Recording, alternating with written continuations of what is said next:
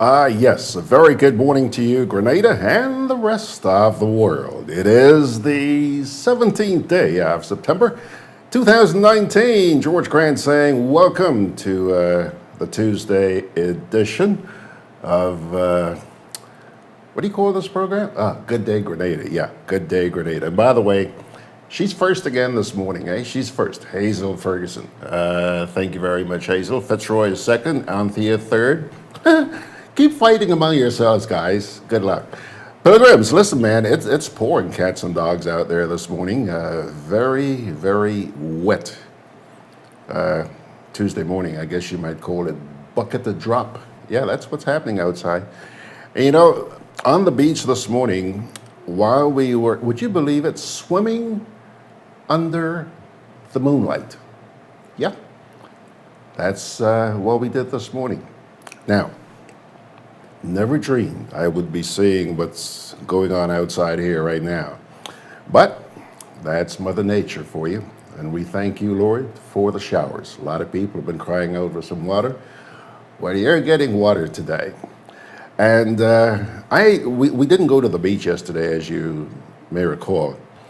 But apparently, well, not apparently, but Marcel was on the beach. Marcel Toussaint, she was on the beach yesterday. And so they had the same experience we had this morning, swimming under the moonlight. And just in case, hold on a sec now. Just in case you don't believe that's possible, let me show you. You look to the west, and you will see, you'll actually see the moon. There it is. What you're looking at there, you're standing on Grand Anse near the Cameron Park, and you're looking towards Quarantine Point. Take a look up to your upper right, and you'll actually see the moon. See that? All right. Now, turn around and look to the east, and this is what you'll see. The sun coming up. So you see, it is absolutely possible. It is absolutely possible. And that's what we had this morning. Now, having said that, let us get into today's rundown. We got 3 letters for you this morning. 3 letters, which means Georgie Porgy is going to be doing a heck of a lot of reading this morning. And then we're going to be joined by Mr. Ray Roberts. Just spoke with him. He's coming in here. He's going to be sitting in that chair just off to my left. The first letter is a letter to the tourism minister, Clarice Modeste Curwen, with reference to the Garraway Farrier incident, which took place 1 week ago today, actually. A letter has been written to them by Sandra Ferguson. We the people. I'm going to share that with you.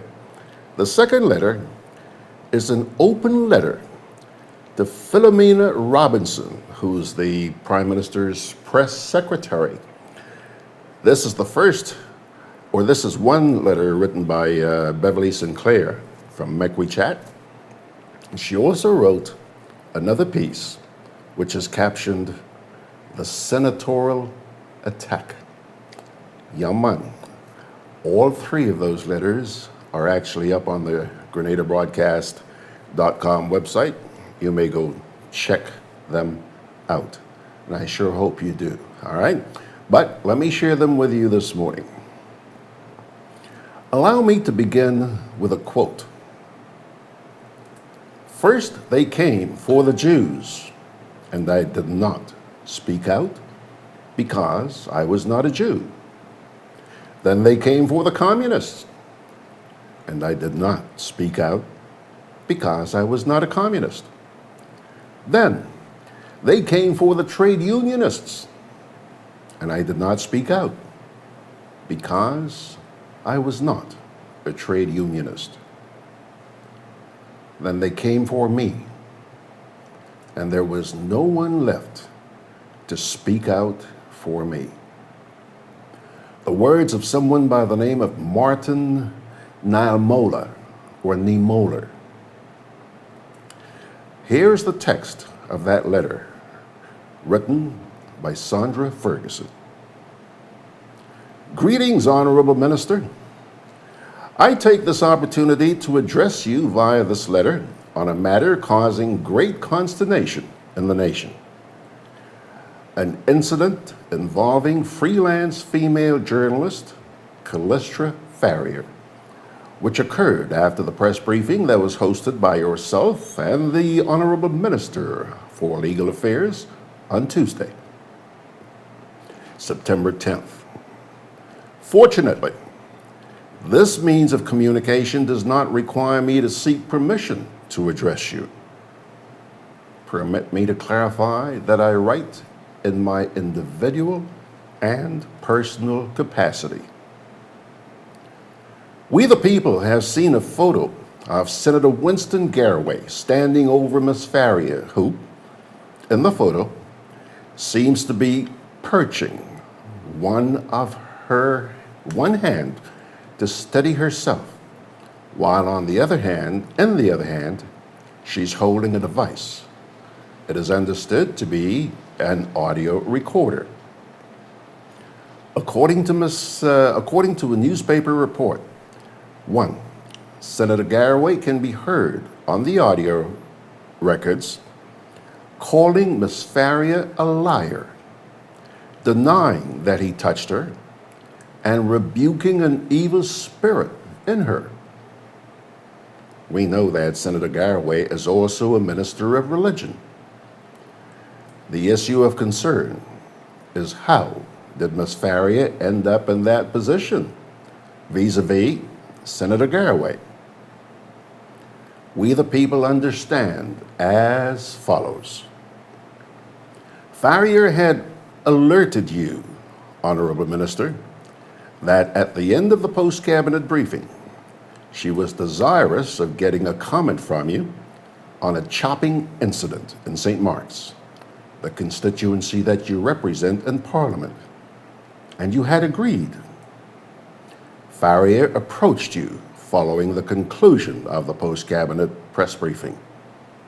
However, Senator Garraway interceded and instructed you not to respond to Ms. Farrier's question and ushered you out of the room.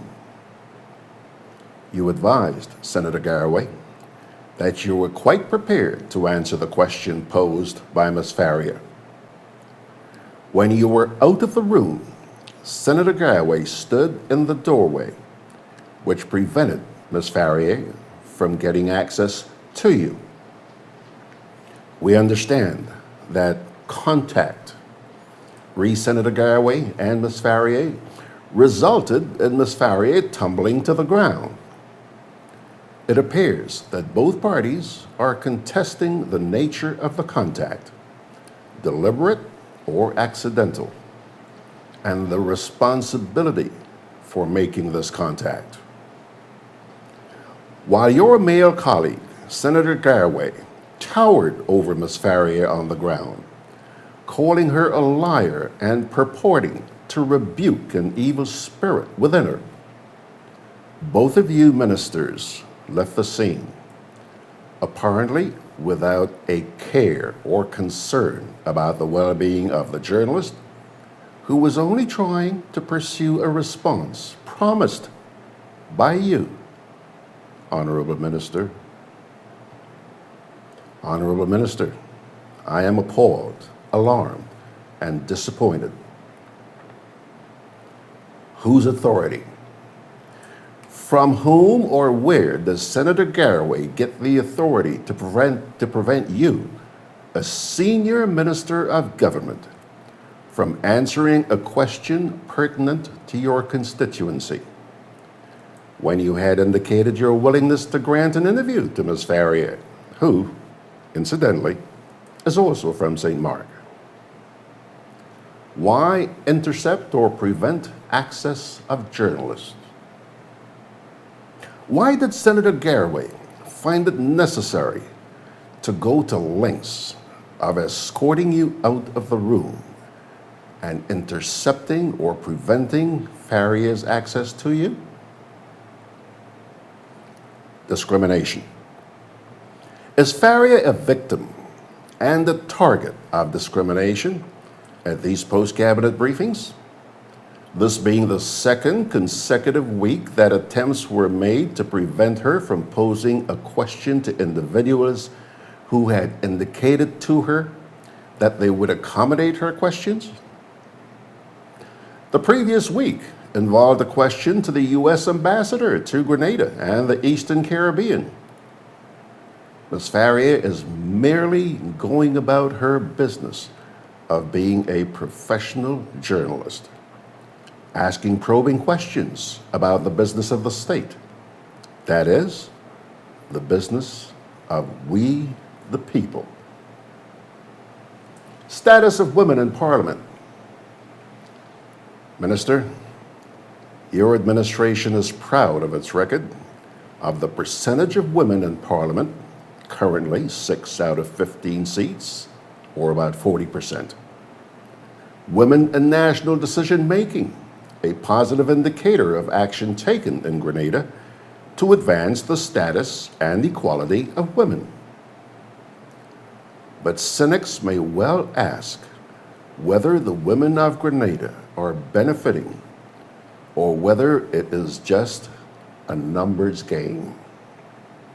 If you, Honorable Minister, an elected representative of the people of St. Mark since 1999, cannot, in your own deliberate judgment, choose to answer a question pertinent to a serious matter which took place in your constituency, being prevented from doing so by an unelected male colleague who has only been in the Senate for some 6 years, then we the people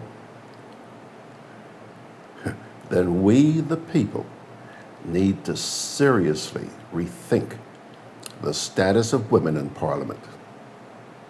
Merely a facade.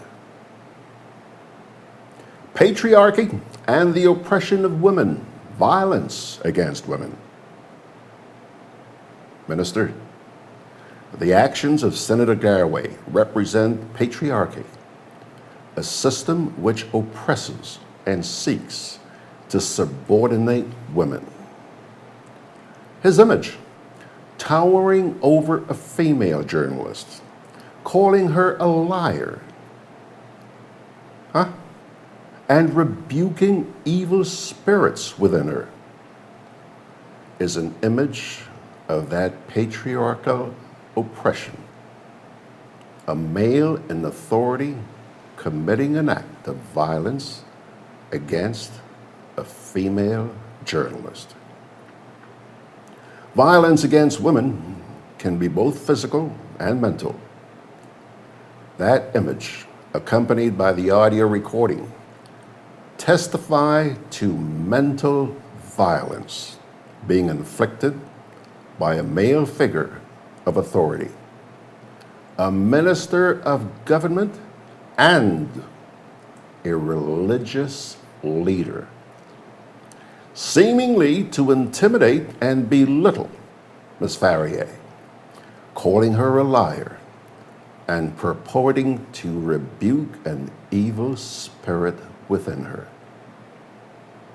Accidents happen. One would have thought that the Christian thing to do was to offer Ms. Farrier a hand up and inquire as to her well-being. United Nations Spotlight Initiative. Permit me to comment, Honorable Minister, that it is so ironic that recently the government of Grenada has been boasting about the UN Spotlight Initiative, a regional project of 2 million euros, through which Grenada will access funds to work towards improving the status of women in Grenada and combating violence against women. It appears that the work will have to start in the cabinet. Response to female ministers. The saddest part of all this for me, Honorable Minister, is that two female ministers, yourself and your colleague, Minister of Legal Affairs, appeared to be rather unconcerned and simply removed yourselves from the scene. Indeed, it is alleged that your colleague, Minister of Legal Affairs, appeared to be amused by the incident. I wonder, what are the takeaways for the women of Grenada from this incident, and in particular, female journalists? If their questioning or persona does not please the Honorable Senator, I trust, Honorable Minister, that you would have reflected on this incident and your own actions. A missed opportunity to exert your independence in honoring the commitment you made to a female journalist and citizen of your constituency. I trust that you and your cabinet colleagues, particularly the women, will ensure that the Honorable Senator understands the errors of his actions following the conclusion of the post-cabinet briefing and how inimical his actions were to the image of Grenada.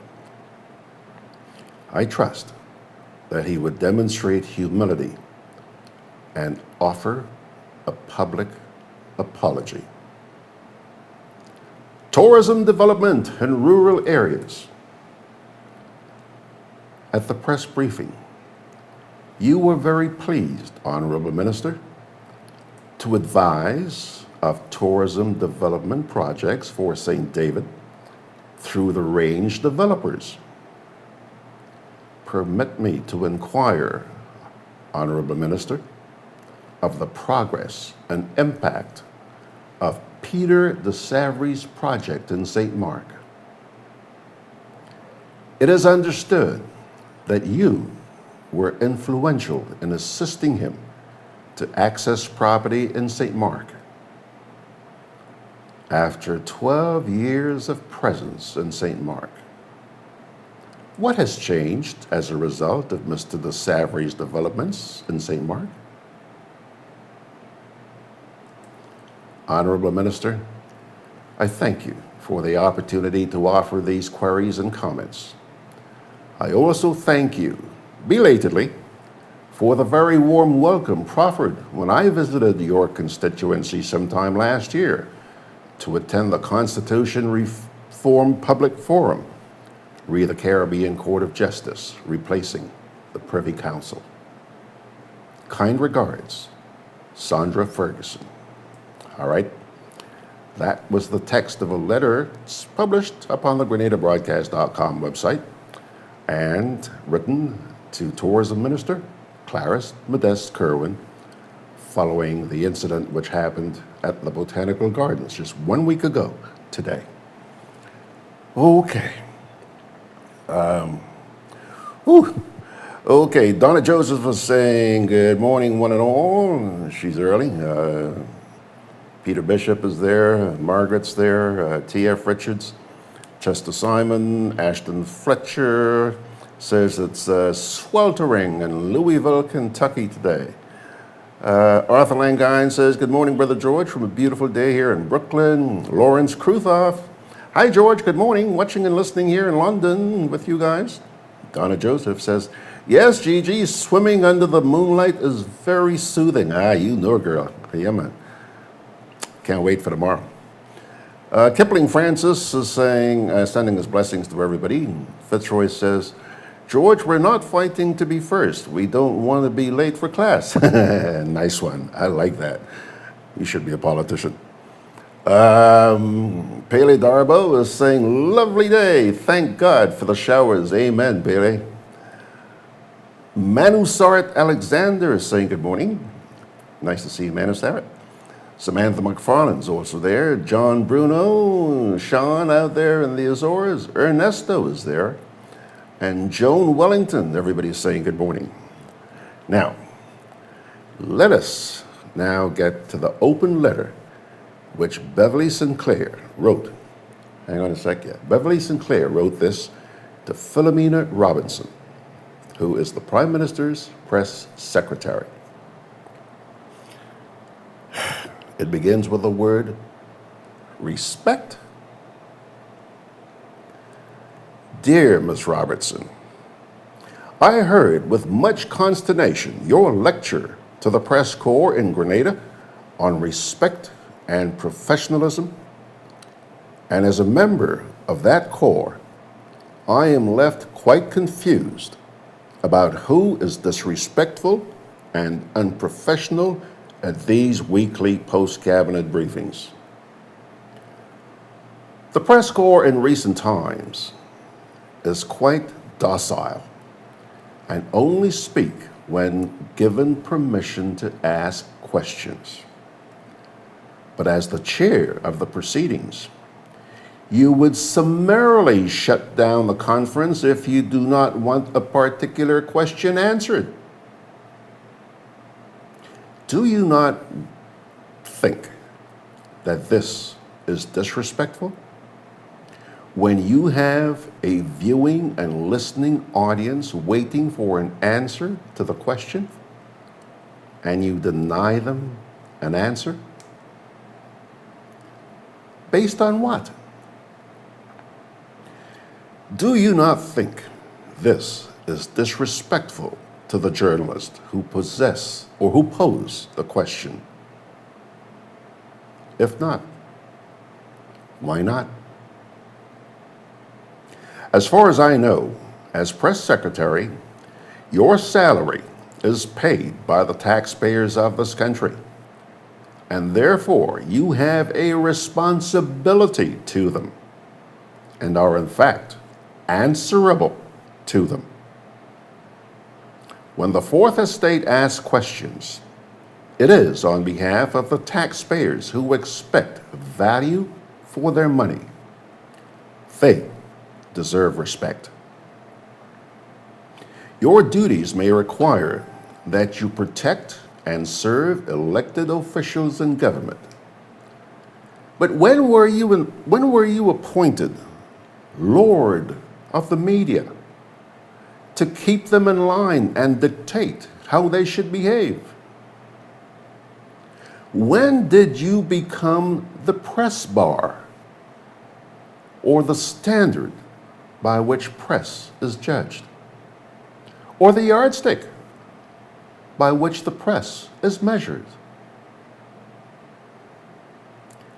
Respect is earned. And if through your eyes the press has been disrespectful at the post-cabinet briefings, then maybe you should step back and examine how you conduct these briefings and how the elected officials behave when they face the press. When these same elected officials sit in these press conferences and openly and barefacedly lie to the press that you are upbraiding, and to the public as well, when they give false information and twisted statistics, are they not being disrespectful to the nation they have been elected to serve? Are they not taking taxpayers for granted? The disrespect argument could extend beyond the weekly press briefings to your refusal, Ms. Robinson, to return phone calls or provide information to the press when requested or as requested.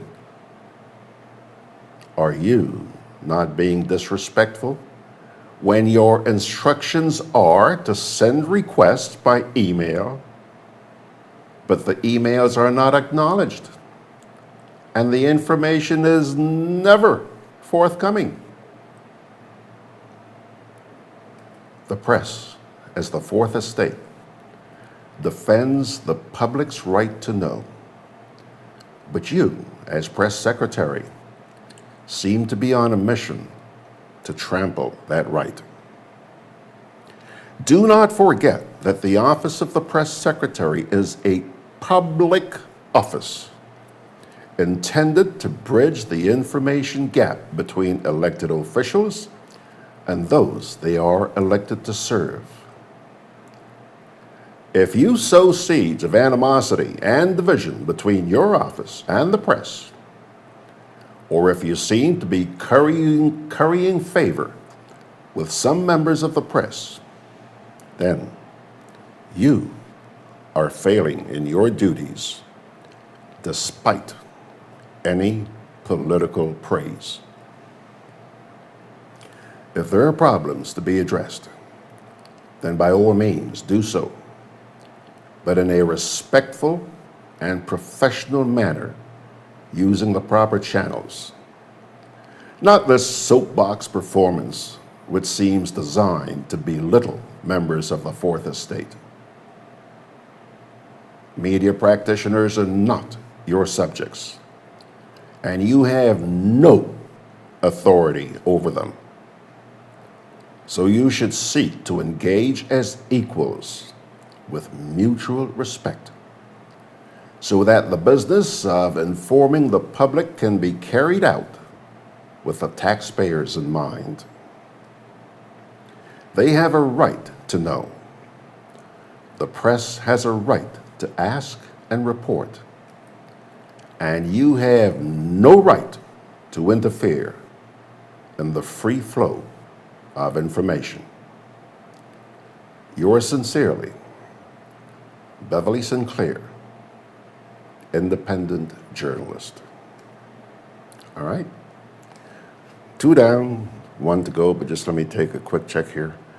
Make a quick check here, make a quick check here. How far back do we have to go? Okay. Samantha McFarland's with us, John Bruno, Sean, Ernesto's there, Joan Wellington, Gail Matthew, Coylin Nash, Wendy, oops, hold on a sec here. Okay, where are we now? Okay, yeah. Let's get to the final piece that I want to share with you this morning. Boy, Ray should be here any minute now, so I'm rushing. This is an opinion piece written by Beverly Sinclair. It's captioned, "That Senatorial Attack."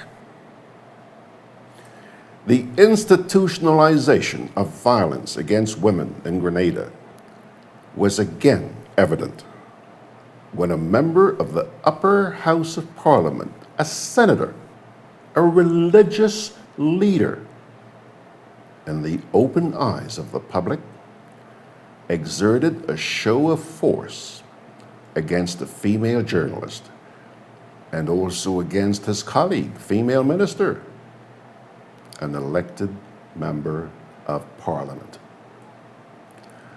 According to a recount of the incident from the journalist involved, Callistra Farrier, it was immediately following the weekly post-cabinet press briefing on Tuesday, September 10th, and she was seeking to get an answer to a question from the Member of Parliament for St. Mark, Honorable Clarice Modeste Curwen. She had previously indicated to Dr. Modeste Curwen that she would be seeking an answer to the question about availability of resources to the police in St. Mark, following their slow response to a chopping incident. The MP had agreed to answer, and in fact said, as captured in a recording, that she had no problem responding to the question. However, Senator Winston Garraway, in a macho move and a show of force, inserted himself between Ms. Farrier and the MP. Let me read that part again. However, Senator Winston Garraway, in a macho move and a show of force, inserted himself between the two to prevent the MP from responding, blocked Ms. Farrier's access to the MP, and in the process, Ms. Farrier fell to the floor. If that was not enough, the senator proceeded to scream at Ms. Farrier while she was on the ground, words to the effect that she is a liar and the devil, and that he was rebuking that evil spirit in her. A photo of the incident shows the press secretary, Philomena Robertson, and Mrs. Modeste Curwen in full view of what was happening. But neither seemed concerned for the well-being of the female journalist who was on the floor.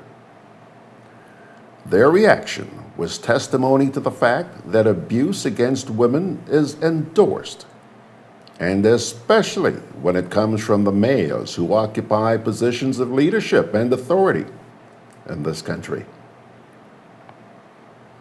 It is amazing that a country like Grenada, which boasts of numbers when it comes to women in the parliament, cannot also boast of equality. Clearly, in this incident, the elected senator, because he is male, can instruct and direct the elected member because she is female. Her decision to answer the question posed by Ms. Farrier is upended by her male counterpart, and she accepts this without murmur or complaint and without asserting her position as an elected MP who is answerable to her constituents. A few weeks ago, Ms. Philomena Robertson lectured the press on professionalism and respect, but she seemed to have no problem with Senator Garraway assaulting one of its members. I will only mention that the president of the Media Workers Association of Grenada, Sherry Ann Noel, was present because she's also a woman in a position of leadership and authority, not for the organization she represents. To say I was shocked and appalled at the behavior of the senator would be an understatement. But to have his action endorsed by the female MPs who were there and the press secretary was salt and black pepper in an open wound. Yes, female MPs, because the representative for Carriacou and Petit Martinique, Kendra Mathurin-Stewart, was also there. The President of the Senate, Chester Humphrey, is known for his stance against objectifying women in carnival revelry. I am waiting on the crickets to stop chirping to hear his voice on males in authority objectifying women as things to be abused. Are the women in Grenada's parliament just decorative objects with no authority, whose voices are not heard or respected by their male counterparts? The other grave issue is freedom of the press. Section 10 of the Grenada Constitution provides that, and I quote, "No person shall be hindered in the enjoyment of his freedom of expression, including freedom to hold opinions without interference, freedom to receive ideas and information without interference, freedom to communicate ideas and information without interference, whether the communication be to the public generally or to any person or class of persons, and freedom from interference with his correspondence, unquote. Was Mrs. Farrier's constitutionally given right breached by Senator Garraway?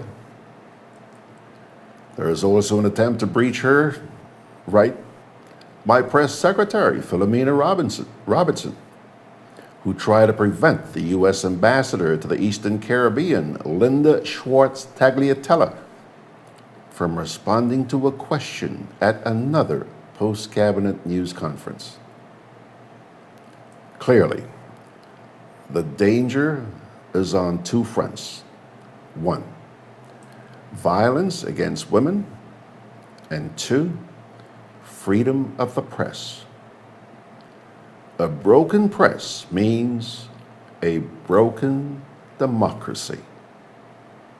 When lawmakers perpetuate and endorse violence against the media and against women, then all the international conventions signed are nothing but sham. And the platform speeches are empty rhetoric. This is a crisis. And if left to spiral, it is not just women and the media that are going down. Signed, Beverly Sinclair. Whew. He's been reading for 37 minutes. Yeah. Okay, my dear friends, three very interesting pieces. I'll tell you what, I'm a little bit surprised. Well, I shouldn't be surprised because the weather is kind of rotten outside there, so he's probably got tied up in traffic. But Ray is not here. I'm going to take a little break here and hope that he does. In fact, as I speak, I think I hear the door. Is that Ray? Yes, sir. That is Ray. Yes, Ray is here now, so he's going to be taking his seat here and saddling up in just a minute. Let me take a break in the meantime, and we'll come on back. Because your vehicle is a necessity, being roadworthy is critical. Hubbard's Motor Department introduces its new tire and battery sales and service outlet located at Building Supplies Compound in Grand Anse, close to the Sugar Mill Roundabout. Available are a wide range of competitively priced tires, maintenance-free batteries, oils and lubricants. Keeping in mind your busy schedule, this outlet is equipped to provide you with fast and reliable service. Simply drive in and you'll be delighted with your service experience. For more information, contact 440-2087. Hubbard's, quality service, affordable prices.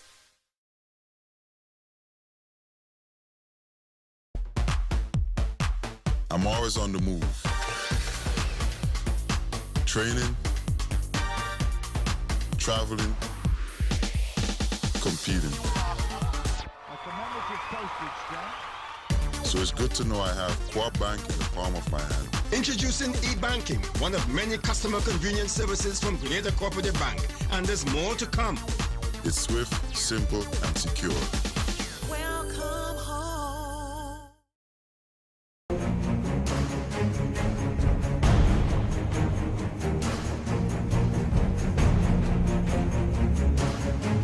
You don't know how many hurricanes will be coming this season, so you need to be prepared. At Hubbard's Hardware and Building Supply Departments and Food Fair Supermarkets, everything from canned foods, flashlights and batteries, to plywood, tarpaulin, lanterns, roof repair kits, water tanks, etc. are available.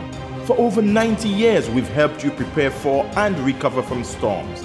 Hubbard's Hardware, Food Fair Supermarkets, and the Grenadian General Insurance, an integral part of your hurricane preparedness plan.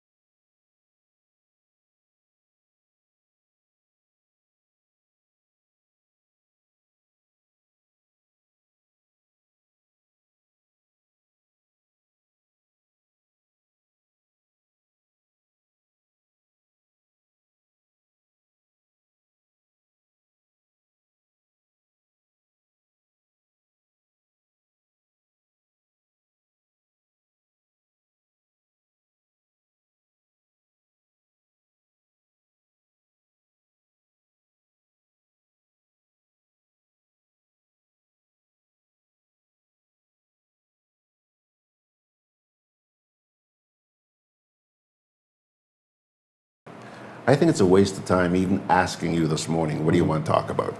Well, I wanted to say, first of all, that it's a welcome shower, but it again sends a message to us. I would think, I don't know how many inches fell, but maybe it fell for half an hour.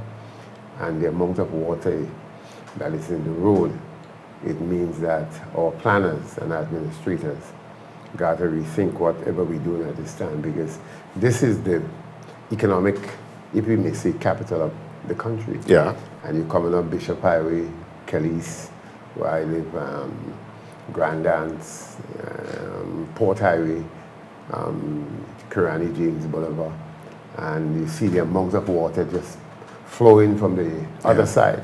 So it clearly means that we need to take note, because anything in excess of what normally we would get a year, or in a day or two, we're going to be in a lot of trouble. Yeah. And I could see the cost, because the road workers who patch the road and so forth, I'm sure they're going to be back at it after the shower has subsided. Yeah, man. Yeah. So that is basically, I wanted to say that this morning. We have a pretty, I would say, comforting hurricane season in terms of Grenada. Uncomfortable, certainly terrible for the Bahamas. But let's keep our fingers crossed. Well, let's keep our pinkies crossed. I agree with you, but let me tell you, bro, I understand there's a system out there, maybe about 1,000 miles or so from here, and headed towards the Lesser Antilles. Okay. Let's pray that he hang a right and goes north, but please spare the people of the Bahamas. Well, spare everybody from me now. Yeah. You can take some drastic, whatever it is in the ocean and rough waters. We stay away from the beach. Yeah. But certainly. I would also say I would not ignore the fact, even though it has been exhausted to some extent, that is the Senator Garraway incident with It ain't exhausted. Yeah, it can be exhausted, if I agree with you, because I noticed that, some of my colleagues, I say colleagues because they are practicing the same thing I'm practicing, are trying to draw parallel with other periods in our history. Well, I've been around for quite a while, 75 actually to now. I don't remember any minister, Gary, PLG, anybody display what I saw on the photo on Facebook. I wasn't there. I have not seen a tape, but what I saw on Facebook, I have never seen that in the history of my involvement in the media. And, really and truly, I would think that the government should, if they want to say investigate, but should give some clarity, not just to be spinning it. I noticed some of my friends on the other side are sending me WhatsApp and saying it's Mount Pure, meaning what, as I said the other one, I mean, I could understand you having to defend or to praise the king. So you may not use the guillotine on you, but let's not take that as a joke, because somebody who is doing a service for the nation, who certainly did not deserve that. Yes, you don't have to answer a question. I have no problem with you ignoring and deciding you're not going to answer any of our questions. That's your right too, but not what I've seen there and the tape. But in this case, the minister agreed to answer questions. My thing is the part that looked violent. That is my concern. We can't, the same I said with Montpio. I don't care what they tell me the lady did. You can't run a public facility. This is not your private home or your garage. And somebody comes in and you say the manager a meeting and she walks in and you chuck her out or whatever you do. You have to be tolerant and perhaps understand it may be a bad day for that person. As manager, you manage too. You rarely come with your own troubles, but it is compounded by other people's troubles. Mm-hmm. And some of it really ain't got merit. But you gotta put up with it. So I trust that we don't take this thing lightly. I think it's a serious issue. It doesn't lend good image because it's making the wrongs not just in Grenada, but beyond Grenada. Remember, there are embassies across the Caribbean, people follow these things. And you don't want to be, in some magazine highlighted for that. I don't know that does tourism or anything good for Grenada. Let me jump in here for a minute, Ray. A couple of things. First of all, you know, a lot of people seem to be surprised by what Garraway did a week ago today. But, you know, the people who are surprised are people who have obviously not been following the sittings of Parliament. Have you seen this man's behavior in Parliament? I was there. I was there. So you were in Parliament with him? Yeah. So you know. That's correct. You know. But I'm surprised to the point that here's a collapsing woman, and you are going to utter words as demonic and, I mean, regrettable. It doesn't sound like an intelligent human being. I mean, somebody is a collapsing. I would think your sympathy would be for that person until he or she gets back on feet. And maybe you could see something else. But look at the person collapsing into that chair. And I notice some people say about fake.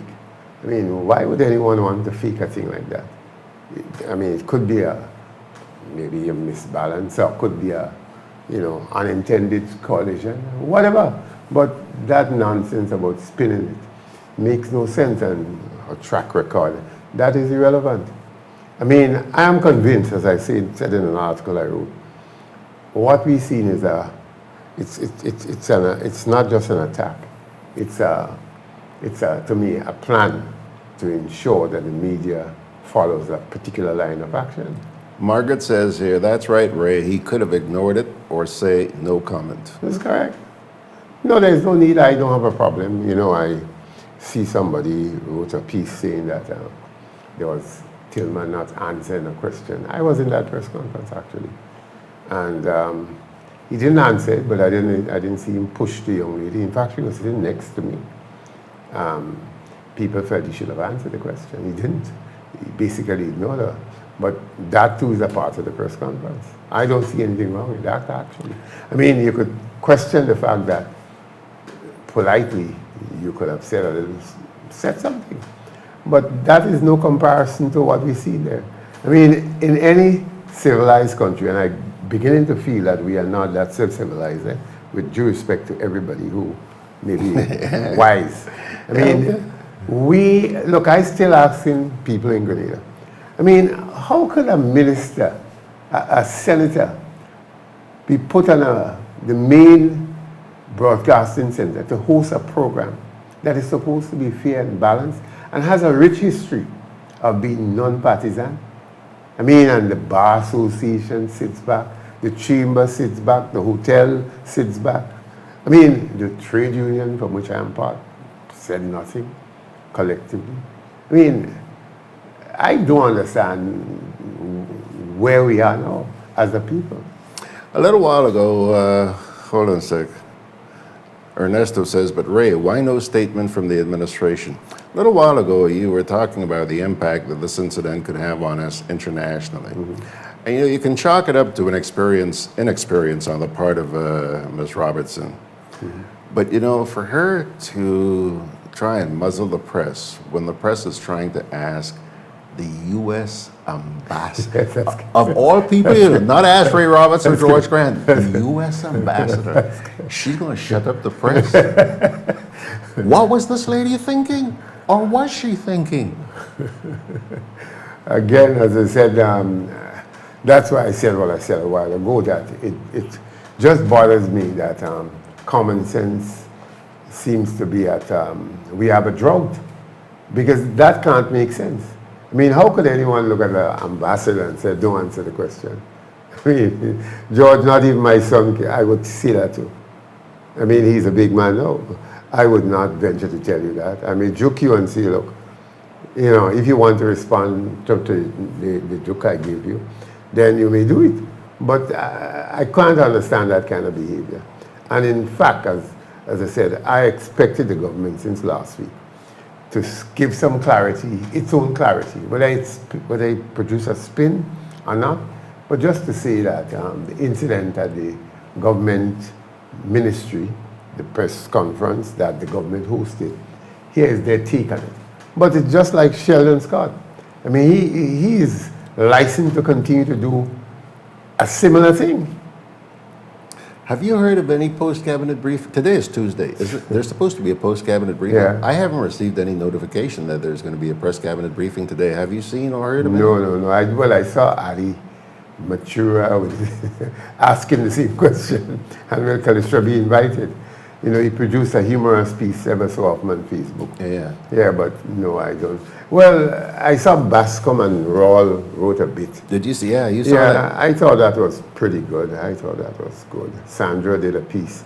I read it. I thought it was very good. I just read Sandra's piece Yeah, on the air just yeah. before you came in. Yeah, it was. And Beverly also wrote 2 pieces. I haven't seen Beverly. Beverly wrote a letter to the minister. All right. And then she also talked about this senatorial attack Yeah. that took place. Check them out. You can either go back and I'll watch go on this. your site. If you have it there, I'll go on your site. A couple of comments here. First of all, Sean, I haven't read this, so I hope it's okay. Sean says, freedom of information is the oxygen of democracy. For me, this issue takes precedence, I guess he means precedence, over the fact that the said journalist was female. Not that the alleged abuse of a female is to be taken lightly, but it should not overshadow the oppression of our freedom of information. I am not so sure it was a good idea for the victim to have given her account on your Sunday show. Callister was here on Sunday. Okay. Okay. And I'll tell you why. If I would be the defending lawyer, I would have made a good defense from hearing her account. I see the government has made no public statement at all. So says Sean. Margaret says, I think what compounds the issue is that Garraway claims to be a Christian. I wonder what would Jesus do? Certainly not see someone falling and not give them a hand up.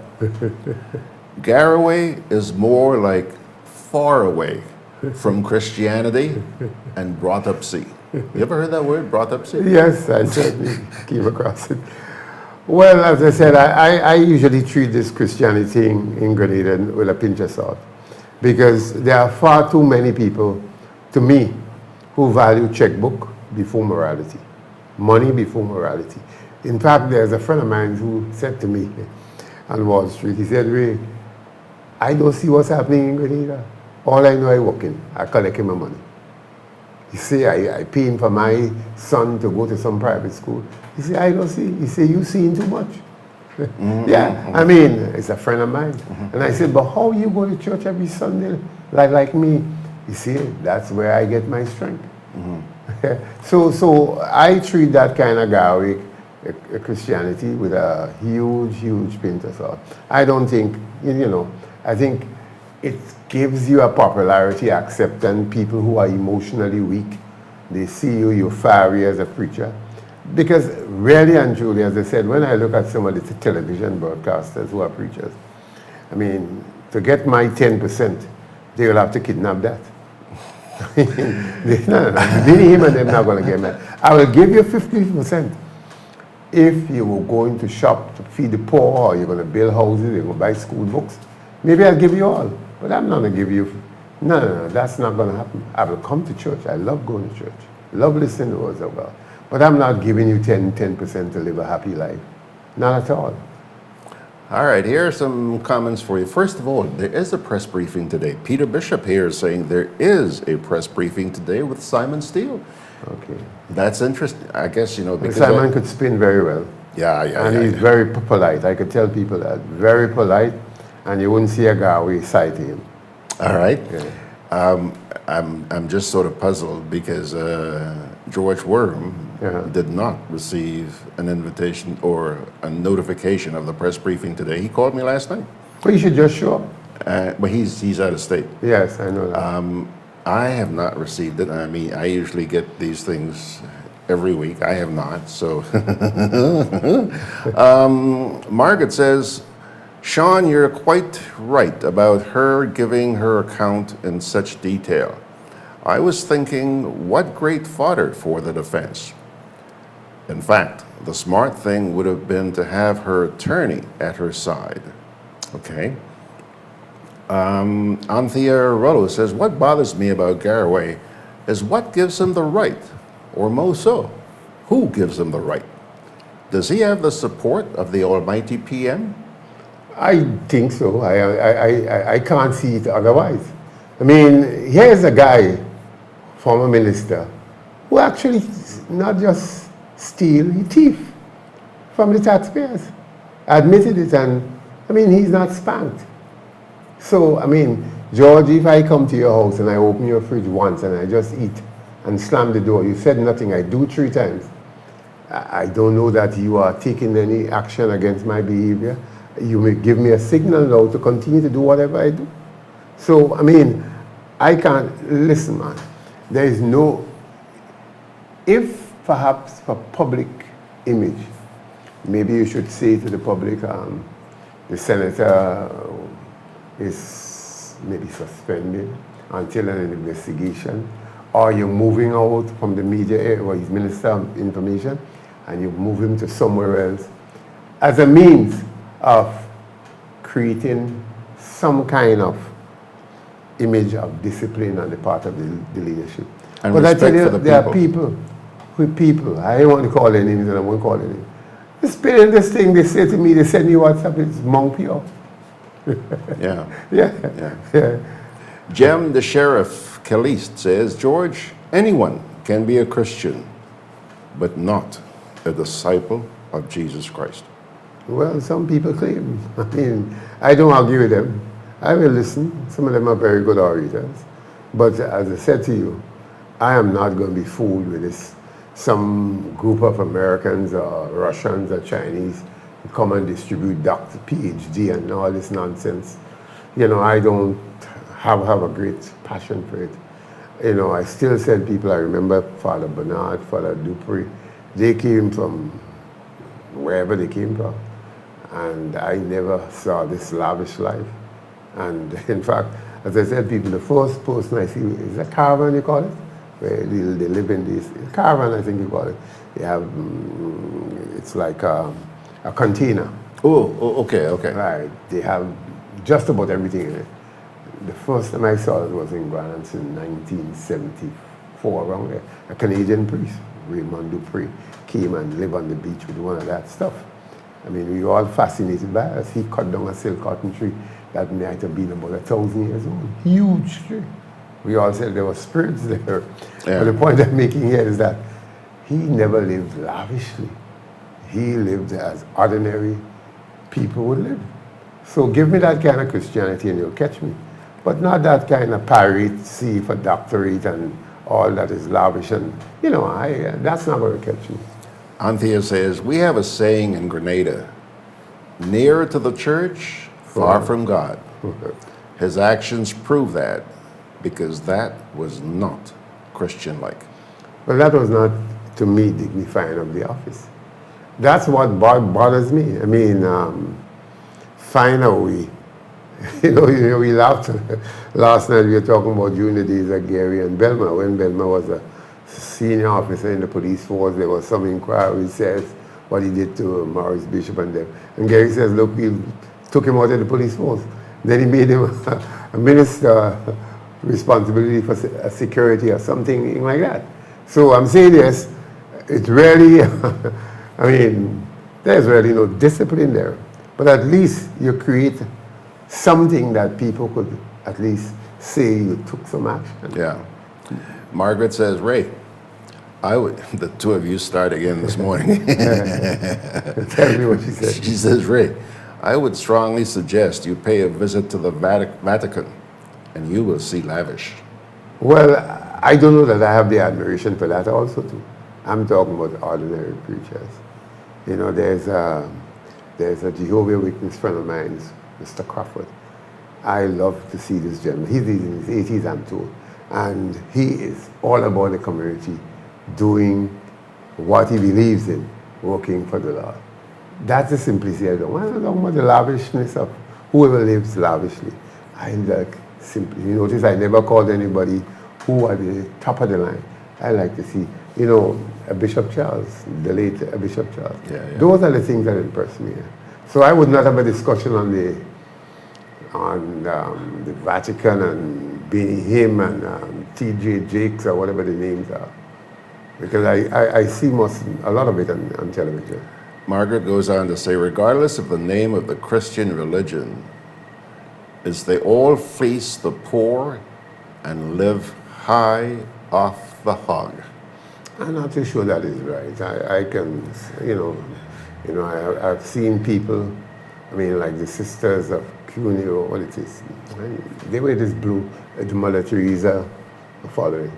I look at these people around St. George's and what they do. Yeah. No, that's nonsense. Yeah.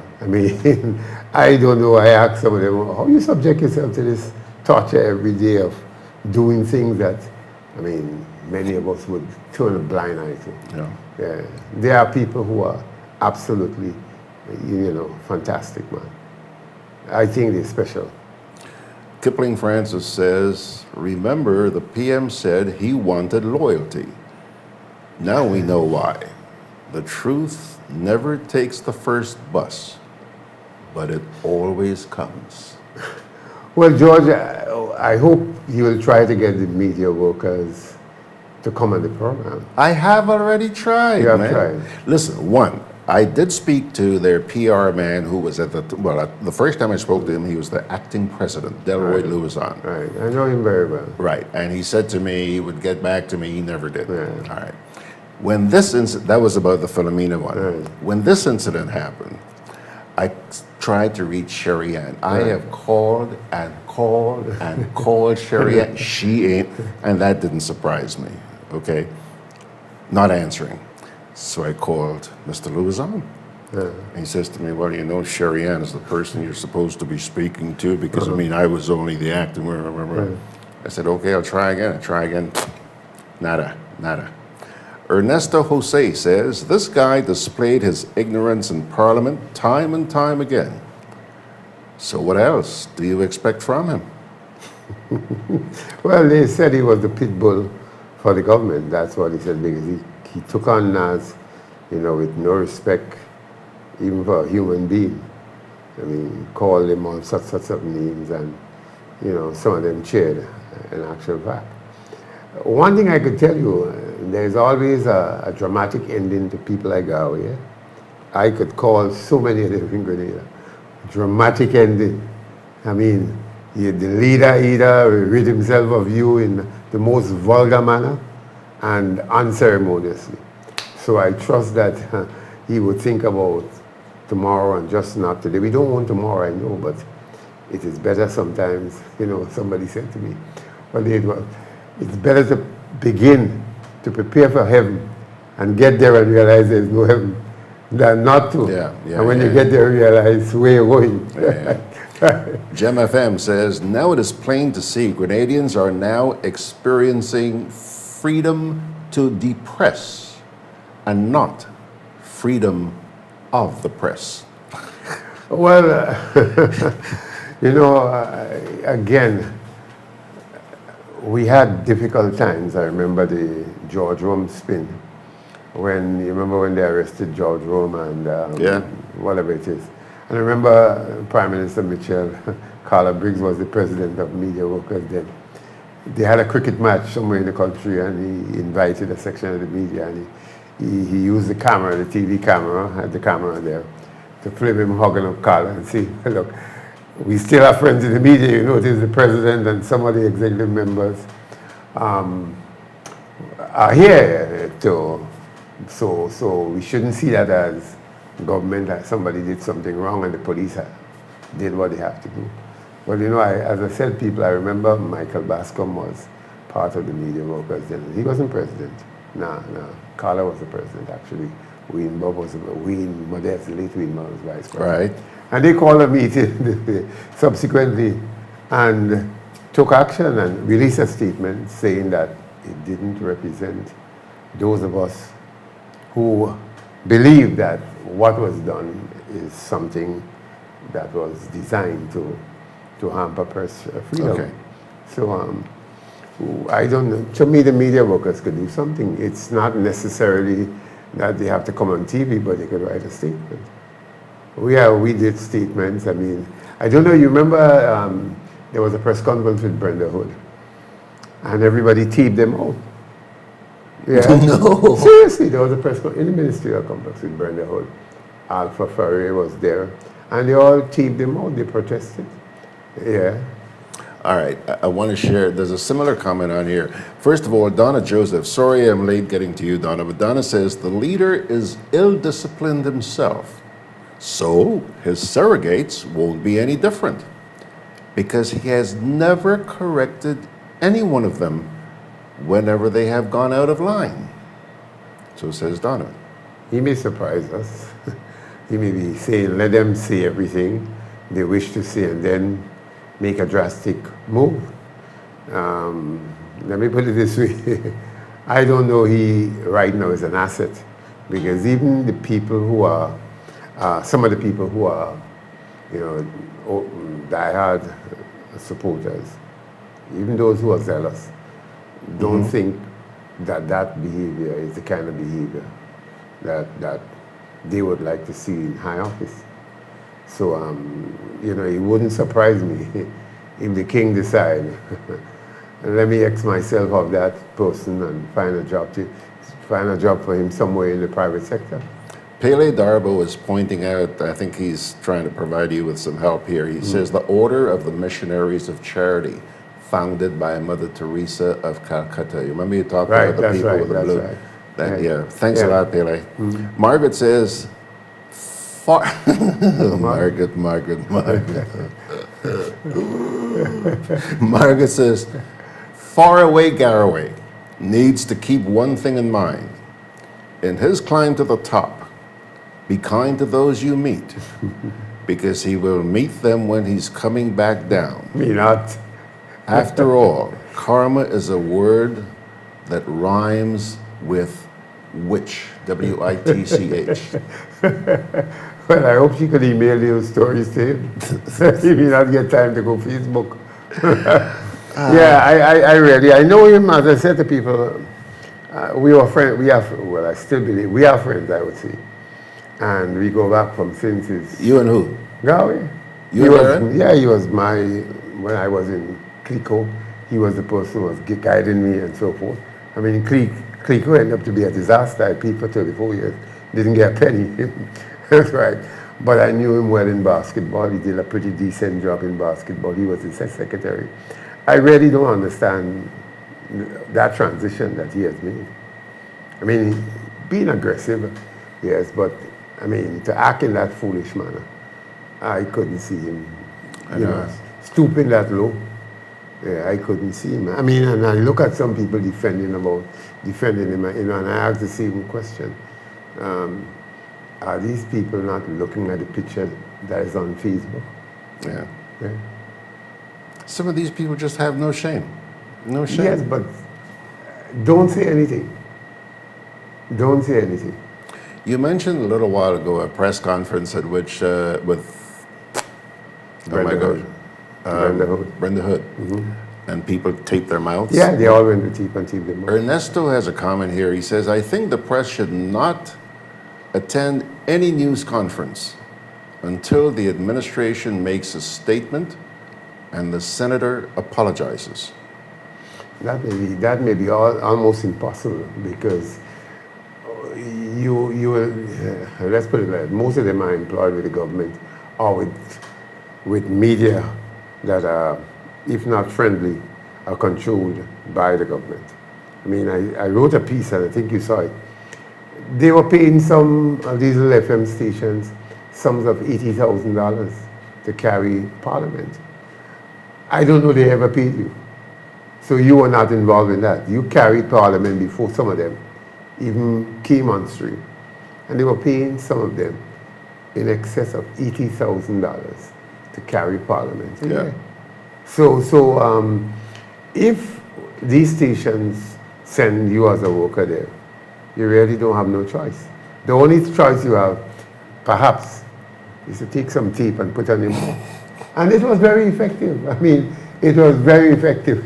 That morning, it was the greatest laugh. Nobody asked a question, she finished. And then people who had this masculine tape, just put it on their mouth.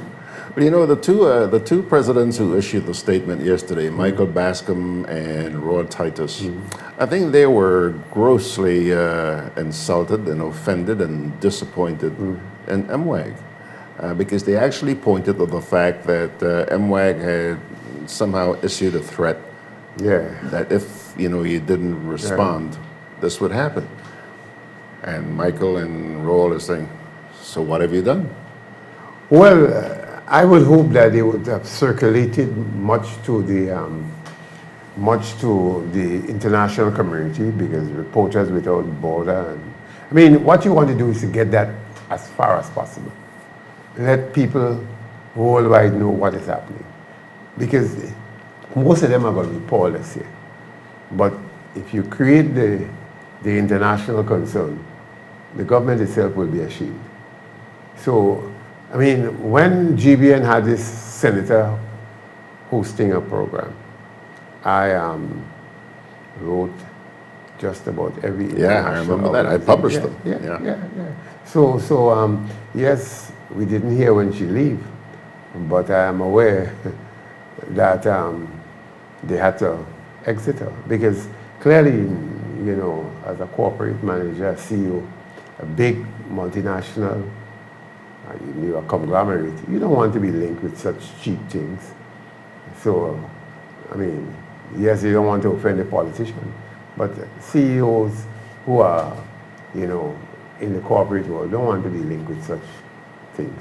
You keep calling for this to be brought to the attention of international institutions, organizations.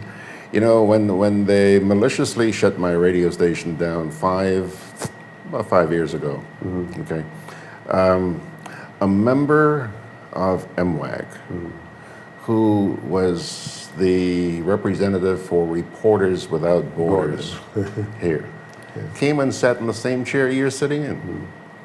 No, she never made a fuss about it with Reporters Without Borders. I think it would be interesting to see whether or not, she should have by now anyway, I hope she would take this to Reporters Without Borders, because they're pretty influential people. Well, I'm going to send them my article. I don't need her. I will send them my article. I think you should grab. No, I will send them my article. Grab from my website the other articles that are up there, because there are a lot of I'm going to send them it. I'm going to compile a montage of everything and send it. I mean, you know, I'm not going to, because you see, as I say to people, some countries we look down on now, Haiti and so forth, it doesn't just come like that. We the people allowed leaders, despicable leaders, to just do rant and rave because we were making a buck or two and we had their fevers. No, I am not one of those who believe that I have to reduce myself just to fevers. There must be fair play. And what I'm seeing there now, it's not fair play. It's not fair play. It's all designed to create a culture of one party, one leader, North Korea. Yeah. And it doesn't start with, you know, it starts very small, very small. I'm not hearing the term one-party state mentioned much these days, but I mean, a couple of years ago, I think people had an inkling that's the direction we were headed. Well, that's the direction we're heading. I mean, there's no question about it. Look, as I said, I haven't featured it on Facebook in my page, but when the NDC was in office, I don't know that that was done by any other station. The opposition, which was then the government now in office, they spent 4.5 years every Sunday being on the GIS, critiquing the same government. I mean, I was in charge, so I could talk about it. In fact, some people wanted it off the television and the radio. I remember I went to the Prime Minister, Tillman Thomas, and he backed me on it, actually. He felt it was a good thing for democracy. So, you know, when I hear some people talking this crazy thing, look, just like St. Nicholas Bracket, I could talk. I was in the newsroom. Yeah. In fact, I was news director, actually. Anytime we couldn't get a score, St. Nicholas was so obsessed with cricket, he gave us, particularly when West Indies was in Australia. And he never had, I couldn't remember him calling a single day to say, look, I heard this on the TV last night on the radio. X, don't bring back that. There was no, I mean, we were all free. And some of the people who are there, I'm sure when it's Campbell will tell me the same thing. She's manager, Julian right now. She worked there too. I'm not making up these things. So there's no comparison to what I'm seeing here. You know, I tell people I used to be in MTV. I spent 13 years there. And he, you know, I remember once, Nazim he had just won his seat in Northeast. And he did an interview with us. And the owner then, the late Errol Maitland, he was saying to me, boy, we can't put that man on. And I said, well, he's saying nothing much. All he's saying is that, you know, the position the government has taken on certain issues now. So he did a little piece. Now, Maitland was a clever fella. When the news started, he called me upstairs. I go upstairs talking to him. When the part with Naz was on, you know what he did? He had his son turn down the volume. So you see Naz, but you're not hearing a single word that he said. Yeah. Now, he said to me after, Ray, you think you're smart, eh? I mean, I could never forget that. To me, that was a classic for me. Gem FM says, but why are they not speaking up, Ray? Some of these people in office who stood up for women's rights are standing by like blind men and at the corner of a political graveyard, fearing their political death by political execution. Well, I think the government has done a good job with its, you know, unreachable resources to have selected the people who perhaps could be agitators. Because I'll tell you, within organizations, you don't have a lot, eh? I mean, I remember when I was in the trade union movement, my good friend, Comrade Humphrey, and the late Derek Allard. I mean, we were in the vanguard. I mean, we would have been communicating 24 hours a day. I don't know if that present group, you have that kind of commitment to whatever you are involved in. You know, as I said to people, I never finished what I started. I ended up with, 75 credits. Never finished the bachelor's. But the point I'm making, I, even up to now, have no regret because I spent that period in the trade union. You know, it was so much enriching. It was enriching. So I don't know if you have people who are prepared to give up anything right now. Yeah. You know, and I say to people one thing, me and Chess perhaps are not as we used to be, have different views, but I would give him credit, as I said, people, when I came back in '87. And I mean, he was one of the people who fought for press freedom and ensured that MWAG and media, you know, even Leslie Pierre, you may say what you want about him, and I hear people talking about him. When he published the second newspaper, he came to Radio Free Grenada and called me to write an article. I didn't know this man, I was not his friend, and I was listening to the same people say, when he comes out with that second edition, they will incarcerate him. So when they said to me, the man comes to you, I went to Peter, was the news director, Peter David. I said, Peter, me you know this man, but he want me to write an article. So he actually vet the article that I write. And it was published in the second Grenadian Voice that came out in 1981. Yeah. Mm-hmm. Margaret is asking, wasn't the current press secretary there in your time as news director also? No, she was never the news director, but she was a good writer. Nah, she was never news director. Let me tell you, Selwyn took over from me in '96. Selwyn took over from me. Okay. I don't know that. Maybe she might have been there for a short, but I know Selwyn Noel was the news director in '96 going forward. I don't know. You know, I'm glad to hear you mention that she was a good news writer because I have been seeing, and she still is. Both she and Leslie. Yeah, they started excellent, together. excellent. Same day they came in. Oh, really? Yeah, the same day. Okay.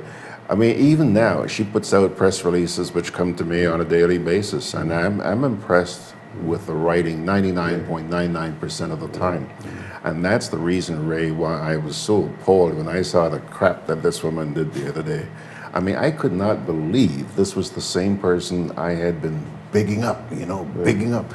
I felt that the standard of reporting from the GIS had been elevated when she came in. Yeah, she right. really, really impressed me. And then to see this makes you want to regurgitate, man. Yeah, I don't know. I'm saddened, And just like you. Which leads to the question. What we saw, was that her? Was that really her? Or is this somebody under heavy manners, Ray? You know, things go in this place. Well, George, as I said to people, in I think it's 95 or 96, maybe 96, when the government and the unions had that dispute, I went to a press conference with the Prime Minister, and he was boasting there was surplus of $10 million. And I asked the question, well, as a layperson, surplus means reserves. So I said, if the workers are asking for 6 million and you have 10, and he was really annoyed. He said, Ray, you know better than that. Surplus, it means money in the bank. I said, listen, just listen. You think the man on the street knows that? They know economists on the street just like that. Surplus means you have something that perhaps you could give away. And he slammed on me there, and actually, it was the end of me there. I went on to GIS. I have the article home. Leslie Pierre wrote an article questioning it and so forth. But as I said to people, I enjoyed it because I went there and they gave me a new program to do, and I did it. But again, as I said, I understand the challenges the media workers are facing. Those who are working with the government. I understand the challenges because you got to get to know this guy. Leroy Noel will tell you, remember a fellow named Leroy Noel? Yeah, man. He lives, I think, in Alaska now. He has a good insight as to. Tell him send some polar bears down. Listen, a couple of comments here. First of all, Ernesto says, Ray, that's when Chester was Chester. Now, but I don't know the one presently now. Yeah, that's correct. I myself. Okay. Now, Margaret says, oh, yeah, Ray, I remember those days well. Leslie would be at the station every day teething the news. And she says, all good, though. Oh, Margaret. Yeah. I don't know, sometimes I read some of the caption, and I could, as I said to some of them, look, they're plenty dirty money. It's an opportunity for you to just say, I am available. Don't create friction that really did not exist. Yeah. Because that's what a lot of them are doing. Do what you want. George Holmes used to be the president of the Media Brokers Association. Kevin in GIS was a vice president. Joyce Thomas, Clarice, was a secretary. If I'm not mistaken, Margaret might have been also assistant secretary, some name so. And this thing, I remember from PRG era when it was rekindled, right up to now. Mm-hmm. So I don't know that what I'm seeing here ever occurred between, I would say, 79 and now. This is the first time I'm seeing, where the minister saying, you're only going to speak about, you could only ask questions on the topic that I am here to speak about.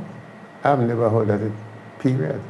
Margaret also goes on to say, yeah, Gigi and Ray, knowing Philo and her work, this has been a real disappointment with a capital D. Well, I don't know. I'm not inside, so I could only tell you that people who have been inside said it's not easy under four eyes. They say, what you see in the public is completely different when four eyes meet. Well, that's the point I was making, She's... how could somebody who exuded such a personality, such a character, make such an about turn, Ray? I don't know. Well, again, Look here, Ryan says she was directed to do so. I don't know. I can't see that. All I can No, see I that. can't say that either, but one has to wonder. I would hope that we see some. George, what is missing to I would say that in my time, maybe in your time, and I know in George Roman Leslie Pierre time, we had constant engagement with getting professionals. At one point, we used to have a sort of luncher where you get professionals, not necessarily journalists, but people in Grave Sandy will tell you that, Nigel Grave Sandy, when he was at TAMCC, he was one of those people who, he was addressing foreign affairs on many issues, because he was at one point director of trade.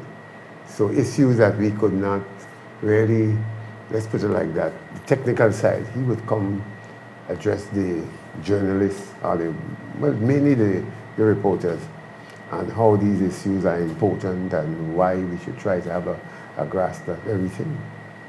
So I don't know that those things are done anymore. All right. What you see, George, is 90% of the news glorifying one person or the organization that one person is part of. Yeah. And these people go around insisting that they be called honorable. Ray, listen, I'm going to put on my Margaret Francis cap now. All right? And I'm going to cut you off. Ray, last week you did the same thing. You kept these people an extra half hour, Ray. And you're pulling the same stint again today. I mean, they've been kind enough to be with us for an hour and 27 minutes now. Well, it's your birthday. You have the prerogative to do as much as you want. September is a dangerous month, yeah? But at least... Hurricane Ivan, Hurricane Janet. Hurricane George. I was seeing the good George. But listen, I have an excuse. I said I'm using my Margaret Francis persona. Okay. You know, when Margaret puts her foot down, she puts her foot down. She's dangerous in any case. To say the least. Yeah. I couldn't sit here Unlike and say... a mother. Yeah? Unlike a mother. Very genuine lady. Oh, yeah. Yeah. Oh, yeah. Yeah. Don't reply in any case. Don't reply, Margaret. We're out of here. We're gone. Thanks a lot, bro. You're welcome, George. So have a good day, man. Still raining when you came in? It was just heavily. Yeah? Yeah. Yeah. Yeah, I'm going to get some things done now. All right. Okay, my buddy.